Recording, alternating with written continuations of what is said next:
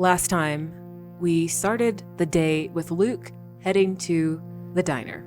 He finally got to meet George and have a very weird, odd experience with Gladys and her twin sister. Was it Gladys? Did she leave out the back and then come back in the front? Who knows if that question will ever be answered. He ordered coffee, got chocolate muffins, went back to the motel room where everyone convened and decided what they needed to do next. They needed to get out of Bakersfield. Luke used a neurocaster and, with many successes, found out a lot of information. He found out that there is only one working auto repair shop here in Bakersfield, and it is run by a gang called the Oil Rats. He knows that the next stop is in Fresno. That's how much gas she has left in her car. And so they all decide to head over to the Rusted Wrench. But when they get there are two of the gang members who are already standing outside, and they stop Luke from coming in. There's a tense confrontation, and one of them pulls out a picture of Ryan with the Sentry logo, and it says, "Wanted." Anyone who's bringing trouble from Sentry is not welcome in most places. It's fair to say that no one wants to be under Sentry's radar. And so they start to get a little too close for comfort. Their boss, Rusty Ray, comes out, a huge man in stature, about 6'3", walks out and confronts him. And as it starts to get heated, Luke runs away, Ryan runs away. Katherine, in her bravery, stays behind and makes a deal with Rusty. If she can give them all the money that she and her friends have, then they'll fix the car within the hour. And so, with 4 men trailing behind her, she leads them back to the motel room, and they end up taking more than just the money. They take all of Imani's things in her bag, and they also take her cooler with all her supplies. They take her neurocaster. And now the group collectively only has $35 to their name. Kathy finds herself in the motel room, alone, face red and fresh from tears.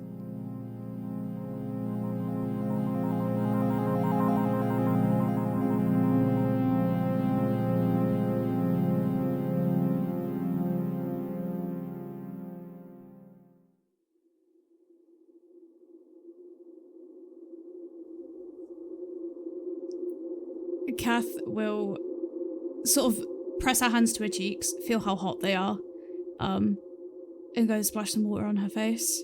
She wants to go out and look for the other two, but she's terrified that those men are waiting at the end of the corridor and it's a trick. So she stands by the door to the room with her hand on the handle, but she never pulls it down to leave. She's just working up the courage to do it. By that point, the handles definitely move with Luke entering the room and goes concerned in his face and go, "What happened? What? Because why are they here? What's going on?"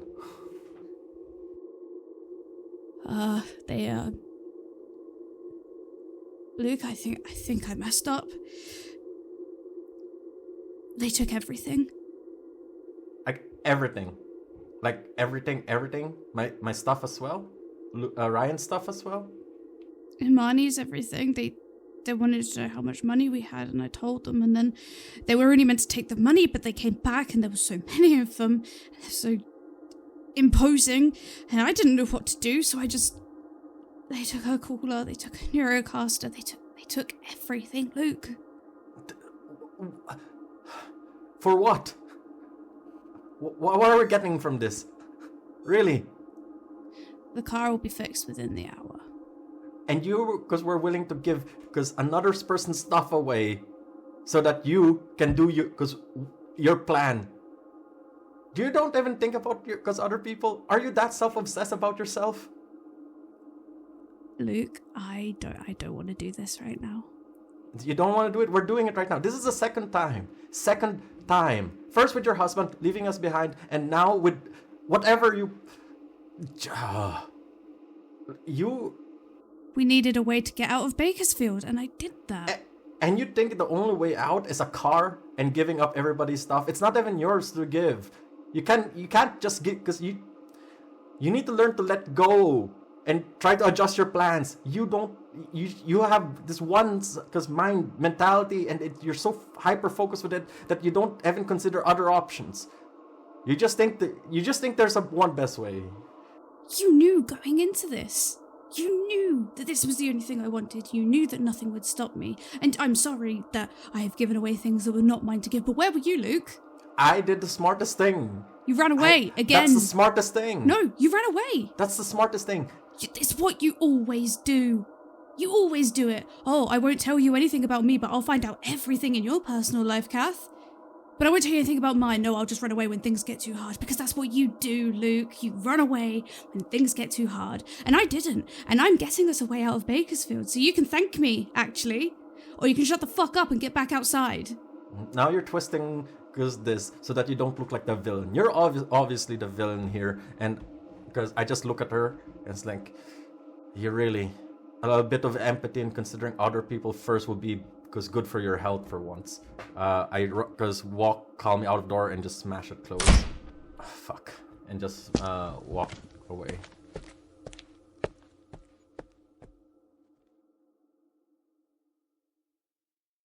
Brian will kind of sheepishly walk past Luke, just kind of avoiding his gaze. He goes through the hallway just to try the door. Kind of opens it up. Kath, are you okay? Yeah, of course I am, sweetie. Of course I am. Come on in. Yeah. Did you see Luke? You saw Luke on the way out. Yeah. I also kind of heard him down the hall. Oh. Yeah. No, it's all right. Usually when people fighting, they're working through something. I didn't. So I just wanted to come in to see that you were doing all right. I was too far away, but I saw those guys go to the motel. I don't know what they did. When you and James were little, you once saw me out getting groceries, and I'd parked in this guy's usual spot, and you guys were playing somewhere nearby, I guess, I don't know. And he was yelling at me about something. Yeah. And as soon as that man walked away, you ran over to me before my son did to see if I was okay. Yeah, I remember it. We've just been playing tag between the cars, and he's just like I've always told you to not do. Yeah. I'm fine, sweetie. It means a lot that you checked in. It's just, those guys, obviously, you're not a kid. I've got it sorted. We'll be out of here within an hour. You're staying with me. They're not going to tell you when. Yeah.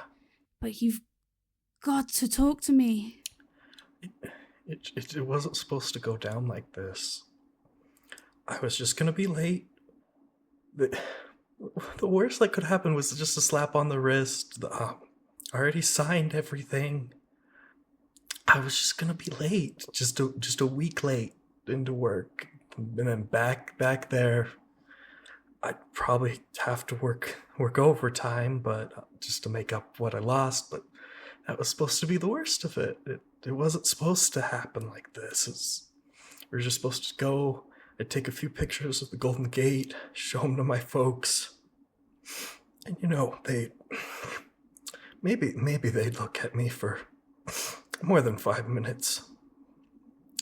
But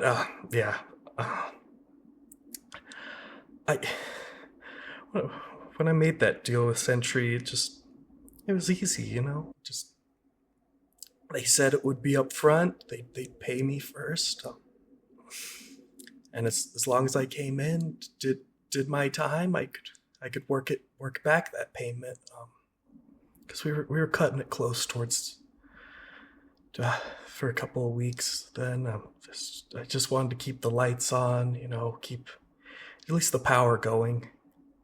That kept them happy.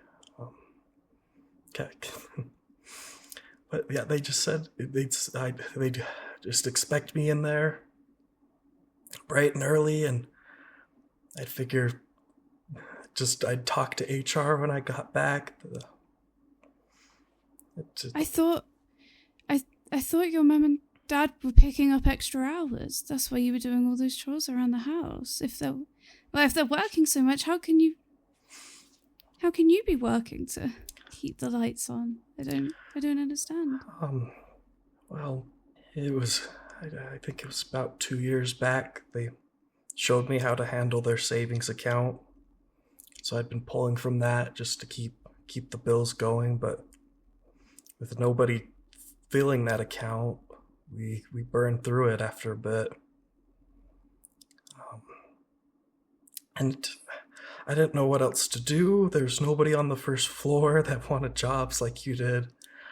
And I looked everywhere just for something easy that you could get money from. And I heard from a couple of kids that Sentry had some kind of initiative, and almost like a grant they would give to kids. If you signed up, you just did your dues, and then it became a career. And I figured I could do that.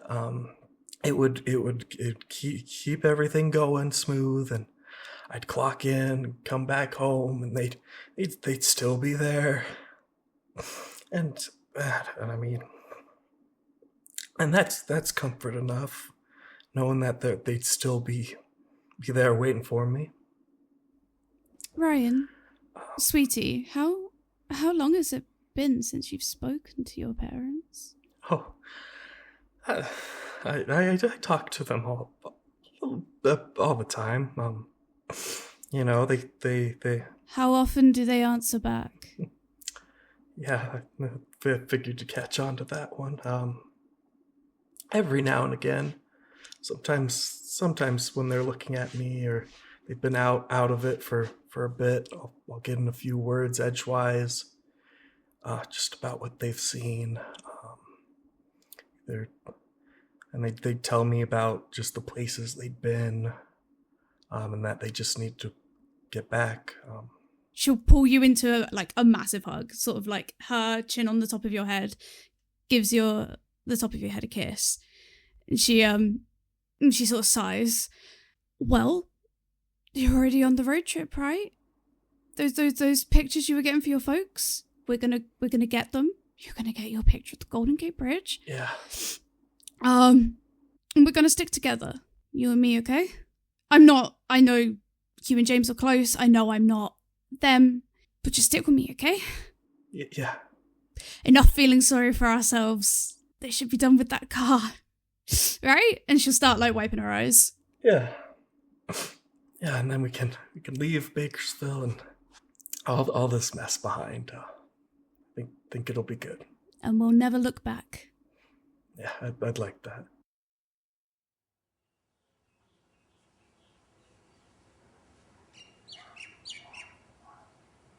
Can I get a wits roll from both of you? One success. No successes, but no failures either. Okay. Ryan, as you're hugging her, you do notice that the door has been pushed open. And you see that one of the oil rats is standing in the doorway. Oh, he kind of stands up real quick. Kind of starts to back away. He goes, "Hey there, buddy. Miss Kathy." Raises an eyebrow at you. Hello there, sir. I thought you'd taken what you needed already. Is the car ready? Why, yes, Your Majesty. Please follow me. Okay, thank you very much. She'll follow. She'll look at Ryan to come with her too. Yeah, Ryan would hesitantly look between the oil rat and Kath before kind of just slowly walking behind them. And you see that he's not alone. There are 6 other men outside. And he goes, you remember the way back, huh? You walk in front of us. Who, me? Yeah, you. And you see him he bites his lip. He stays with me. That was the deal. No, we don't want the kid. It's Ryan Brewer, right? That's your name? Yes. Yeah, Ryan. Both of you. Walk ahead of us. Come on, Ryan, just do as I say. Okay. She'll start walking ahead. Good girl, you hear him say as you walk past. She shudders. Where is Luke, by the way? The only place where I probably feel comfortable at this point is the diner. I would say you do see this whole group of men, and Okay. Ryan and Kathy walk past the diner, like out the window. You see them walking down the street. I'm assuming I ordered another cup of coffee, this time with no sugar, and then just follow. Actually, no. I will follow and shout. It's like thinking that I don't like, because Kat already got herself into this mess. I don't like Ryan to be involved in it. So I probably shout, hey, hey. A couple of them turn around. Yeah, I'll bring the kid with me. we were to believe that the kid stays with the lady. That's what she believes. Oh, so you speak for the woman now? At this moment, yes. Look, whatever trouble she got herself into, it's her mess. The kid should not be involved. And then he looks at you, turns his head, raises an eyebrow at you. What's your name? Luke. Luke, huh? Okay. Go ahead, Luke. Go walk with the kid. Ryan, come over here. Ryan will just hesitantly just shake his head. Don't be a hardhead. Come over here. What? Why don't you just join us, Luke? We're getting to the car. We're getting out of here. Just like we talked about. We will. Yeah, we will. But you don't like to get into her mess. The guy goes, hey, listen, pal. My name's Joey. And Rusty doesn't like it when we're late, and you're holding us up. So you're either going to walk with us, or you're staying here. You got 5 seconds to figure it out. I'm gonna walk. Just let Ryan come with me in the back. No one's walking in the back. You're walking in front of us. Or you're not walking at all. Oh, fine. Good boy. Not your boy. I grab Ryan's arm. Tuck him closer to me. And you guys make your way back to the Rusted Wrench. Your car is there. It's already turned around. Looks like it's ready for you. And you see Rusty is leaning against the car. Hey, Miss Kathy. Hello there, Rusty. Taps the car. Got her all fixed up for you. And remember, you can always rely on the oil rats here in Bakersfield. Thanks for the tip. It's very kind of you, Rusty. We'll just be heading off then. No more trouble. Now, get out of here. Kathy will get in the car. She'll look at Ryan as if, like, obviously get in. But she doesn't bother looking at Luke. Yeah, Ryan kind of nervously tugs on the edge of his hat, and kind of tries to pull open the door and get in as fast as he can. One of the oil rats touches your hair, Luke. Be a good little dog and get in the car. They walk off. Yeah, fuck you too. He turns around. What'd you say? You heard me. I get into the car. You see him nod to two of the guys, and they walk into the front of the car. He holds the door open. He stops you from closing it. He says, hey, little man. Come say that to my face. Come on. Be a good boy. Luke grinds his teeth. That's what I thought. He pats you on the cheek twice. Have a good trip, you little bitch.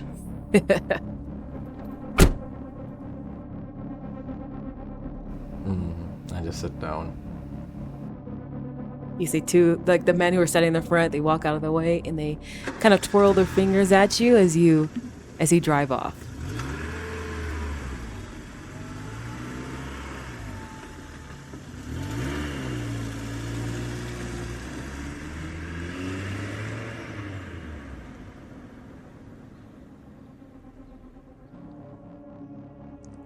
As soon as they're out of eyesight, I stop the car and turn around and look at Luke.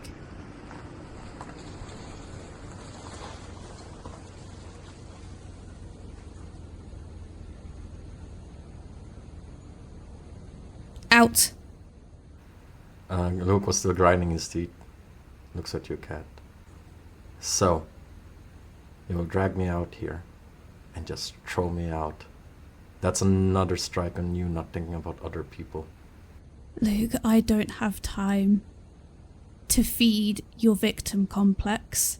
I have something I need to do. Imani has something she needs to do. Ryan has something he needs to do. So you either need to shut the fuck up and go with what everyone else is doing, or get the fuck out. Fine. I sit back and stay in the car. Cass' shoulders like visibly relax at him staying. Is all our stuff in the car already? Because did they take it out when they brought stuff down? The car is empty. All your food supplies that you had planned for that month for 2 people, those are gone. All the blankets, everything that you packed before you left is gone. Meg, this is so bad, Meg. We can restock supplies in Fresno. And she'll grip the steering wheel a bit tighter.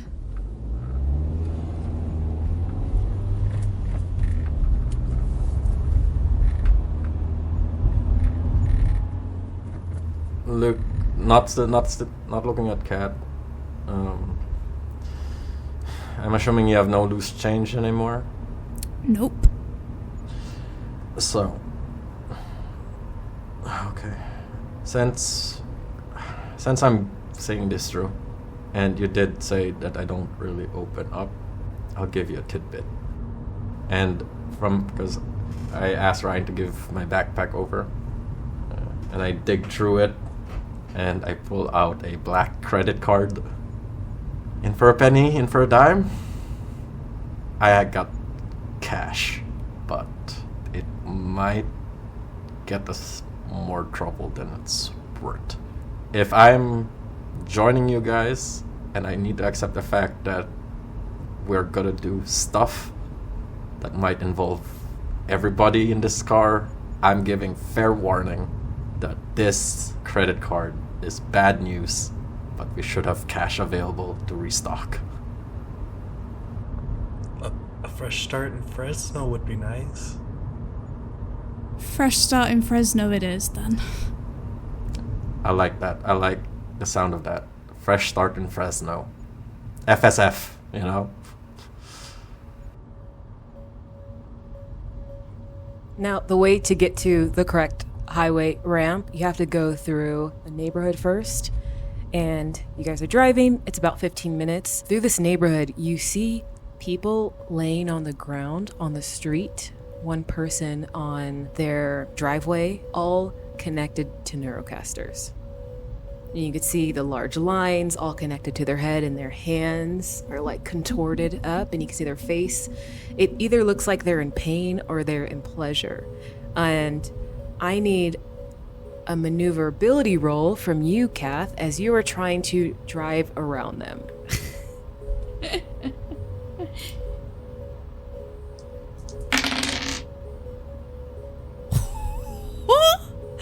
Oh my god, that's 2 successes! With those 2 successes, you are easily able to drive around them. You see that they're, as you drive closer, they're just on one side of the street, so your car easily gets around them. As you see like a foot twitch, Ryan, you immediately recognize the state that their bodies are in. Ryan will kind of look a little sick as he's kind of staring in horror at the sight. And you guys make your way back onto the freeway as you head to Fresno. How are you guys feeling on this drive? Tense. Like Kath, as Kath's driving, like her shoulders are like hunched up, like it's that palpable. Like you can literally see it in her. Ryan's starting to relax ever since they left all those buildings and now are hitting the open highway. He's starting to do that normal thing where he's kind of peering out the window through his viewfinder, his camera. Yes, you see the large billboards, winning design awards and wars. Century billboard as you guys are driving. Luke is definitely grinding his teeth. Is anybody playing any music? Is the radio on? Or is this like the most silent car ride? I would like to keep, because I would say the beginning is silent, you know, tense shoulders, greeting Teet and Ryan, and Luke has enough of it, and he starts, like a virgin, touch for the very first time, and just starts singing it, just to Luke. Okay, acapella? Yeah, he just starts singing it. Yeah, it's just wait for anybody. Like, he looks at Kat, he looks at Ryan, it's like, Ryan will try to awkwardly harmonize with it. Kath will look in the rearview mirror, like lock eyes with Luke, and stay dead silent, and then just turn the music on. As you're fiddling with the radio, you see static gives way to like this garbled transmission, and you hear your name mentioned, Ryan. Last seen on Highway 101. 101.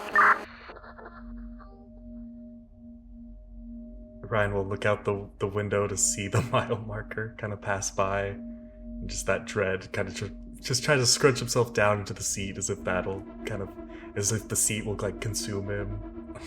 Ryan is panicked. He's looking out the windows, kind of stretching over the front seat, looking out the back to see if there's anything that's gonna suddenly appear. Right now, it's just your car and like one other like red car. It's like a small old Honda. Hearing Ryan's name, Kath would have definitely put her foot on the gas a little bit. So I'll speed him up a bit more. Not so it's like now down the road or anything, but you know, definitely quickens the pace. And you notice that gas is getting low. Like 2 hours have passed by now. It's getting into the later afternoon. And you start to see you are about 1.5 gallons away from E. We're gonna need to stop for some gas soon. Are we gonna make it to Fresno though? At a push, maybe. It would be better to fill up before then, though. Yeah, but we all heard the radio, right? Right? But Ryan, sweetie, if we don't have any gas in the car, then we're not gonna go anywhere. I'm with Kat in this one. We need gas right now. Is there any gas station nearby? There is a small town that is it's a few miles away from Fresno. So you're really close to Fresno, not quite there just yet. But there is a small town that you can pull off and go to. I'll point that out. Got it. And then she'll start making like her way to that town. You guys drive, and you're in this it's like a farming town, right? So you're passing a lot of farms. You see some cows and sheep and all these animals. Mixed in with those animals are drone animals as well that are perched on fences as well. And you guys drive into this small kind of like farming town, and you see a very old self-serve gas station. Mm-hmm. Next to the gas station is this old, ill-kept barn that's off like right next to it. You notice a large figure inside the barn. By large, what do you mean large? Huge. As your vehicle gets closer, the image becomes clearer. It's a huge drone, and it's bent over to fit inside the barn. And the drone smiles, and it waves at you in a tentative, almost sheepish manner. You see its large hand going up and down as it waves from inside the barn. Ryan will kind of slowly wave back. It sees you wave. The drone makes a come here motion with its fingers, and it's still smiling and inviting you into the barn. Guys. I say no. I mean, let's push this to Fresno. We're here for gas. I don't think we're making it to Fresno without any gas. Why is the world such a scary place? Just one of us keep an eye on it whilst I fill up, okay? I could keep an eye on it. I mean, it's not gonna go anywhere without us hearing it, so... Okay, do you see the counter somewhere? Like, where we'll pay for the gas? You have to pay for the gas inside, but it looks like it's closed. And there's a big-ass drone there. I mean, it's in a barn next to the gas station. Okay, so let's do this before you pull up Imani, and you, Ryan, keep an eye on that drone. I will rush definitely inside the counter. Pay immediately. I'll say I'll pay immediately for a full tank. I don't care. And then if anything suspicious, we ditch. Sounds good. We're in agreement. I'll start filling. Okay, and I jump off the car, rush to the store. You open the door. It does look like someone should be here working, right? It looks like it's active, but there's no one inside. Okay. What other things can you buy from this store? You could see some snacks and some things for your car, mostly, but not much. You can see like seeds and stuff like that. Yeah, I don't really care. I'll just grab as much snacks as I can with like whip it like this, put it in the counter. There's not that much. There's not like a whole armful. Yeah. You see like a handful of seeds and stuff like that, but that's about it. Yeah. I'm just grabbing whatever. It's like, yeah, and just putting in the counter. Cause looking for anybody around. I think Ryan's curiosity would get the better of him as he saw Luke kind of like Kath filling up the car. Luke's kind of in the shop. He'll kind of quietly open his passenger door to sneak over to the drone just to see what it was trying to get us to like come in. Yeah, it's still smiling and it's inviting you with the come here motion with its hand. He'll kind of nod and wave some more just to see it react. Still smiling. How close do you get? I guess at least like a foot breadth from the its longest finger, because he's getting this camera up because he wants to at least take a picture of this. It's so strange. Are you? Oh, so you're not walking inside. You're just on the outside taking a picture. Mm-hmm. Okay, so you're able to take a picture just fine, but it's still smiling and it's waving at you, and it still looks a little sheepish, like it's nervous. Oh, it's okay, big fella. And he'll kind of pull out the little film and kind of wave it to get the photo to develop as he's walking closer. As you walk closer, it kind of backs away a little bit. Oh, Ryan will raise his hand. Says, "It's all right. What did you want to show us?" You see that it's trying to, you see it like hides behind something, like it's trying to hide like behind a huge pillar, and then it turns its head to look at you, still smiling. You kind of think of it as a game, and so Ryan will try to hide behind the door, do the same kind of wave motion. And you see that it claps his hands in happiness, and then it goes to try to find you, but it's so large, it's not very good at the game. It's like finding it difficult to hide in the small barn, and it's like it walks over to you. You hear the large steps of the drone, and it like goes to kind of touch you, to tag you, but it's very gentle. Ryan will let him tag him. He'll kind of like as if he's playing with like a smaller child. He's kind of like hiding in places it's easy to spot, or if the robot's hiding somewhere, he's like taking longer to find him. And you see that its body has moved. It's in front of the entrance that you walked in, and it's covering the entrance as it's trying to look for you. So there's nobody around, right? Not yet. And then you hear the little door off in the back. You see a little woman walk through, little old woman come through. She goes, "Oh, hello. Hello there. Welcome. I'm sorry about that. I was just using the bathroom out back." It's nothing. So I would like to pay for a full tank of gas and all of the snacks. Oh, okay. Thank you. I haven't seen anybody come here in a few hours, so. Yeah, we're just passing through. So. Of course. You paying with card or cash? Card. Okay, sounds good. She takes your card. Oh, this is fancy. You're not around. You're not from around here, are you? No.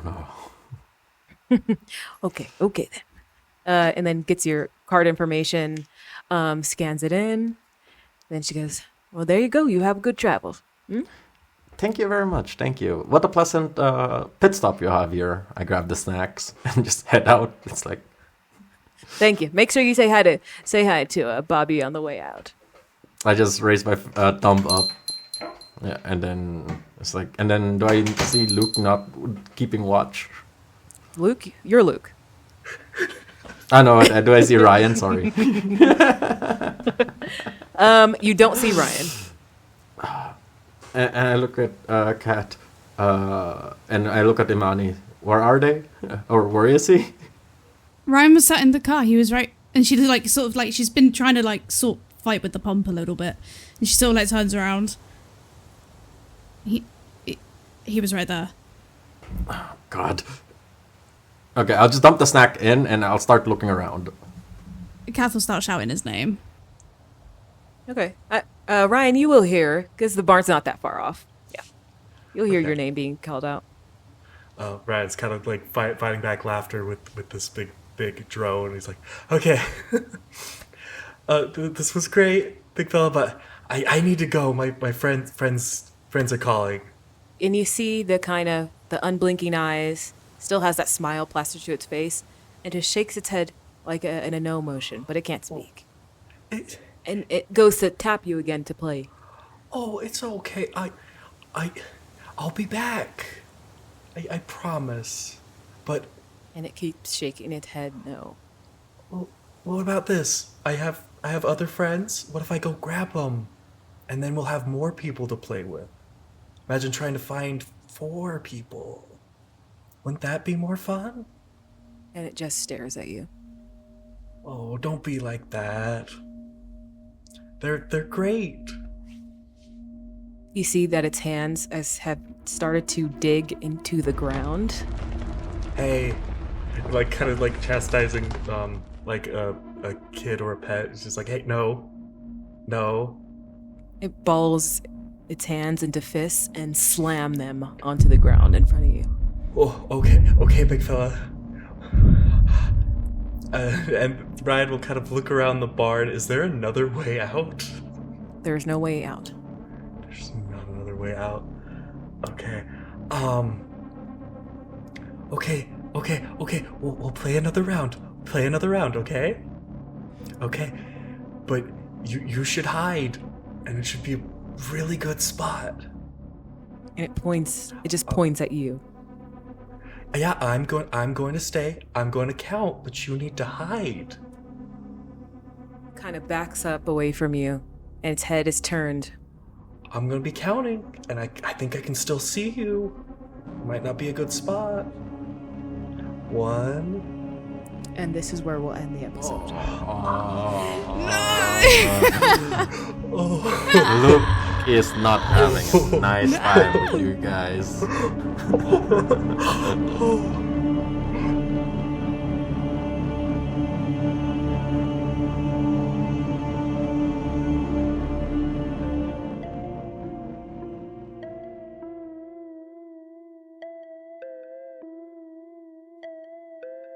Thanks for tuning in to another episode of The Electric State, The Path to Dawn. If you enjoyed this episode, be sure to share it with your friends and family, and don't forget to leave us a review. New episodes are published every week on Spotify, Apple Podcasts, YouTube, and Amazon Music. I'm your game master, Naya, and I'm joined by Arcturus as Ryan, Serge as Luke, Meg as Katherine, and Naya as Imani. Check out the links in the description to learn more about the game and our amazing cast.